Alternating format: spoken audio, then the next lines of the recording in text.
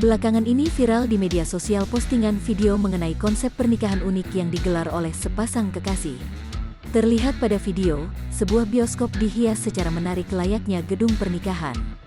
Video itu diunggah oleh pemilik akun TikTok @yunasorganizer. Saat ditelusuri lebih lanjut oleh tribunnews.com, ternyata penyelenggara acara tersebut merupakan kerjasama @sehati_wo bersama CGV BCCINEMAS yang didukung oleh @yunasorganizer. Menurut keterangan sang penyelenggara, Hira Tirta, konsep acara digelar bukan dalam rangka acara pernikahan, melainkan baru sebuah acara prewedding.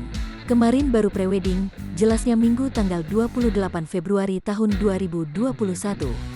Diketahui, acara tersebut terselenggara pada Minggu tanggal 21 Februari tahun 2021 yang berlangsung selama 3 jam di CGV Cinemas BC Mall Bandung, Jawa Barat. Konsep dekorasi pada acara prewedding itu menggunakan tema rustik industrial dan sinematik. Hira menceritakan konsep tersebut diambil lantaran sepasang kekasih itu memiliki kenangan di CGV.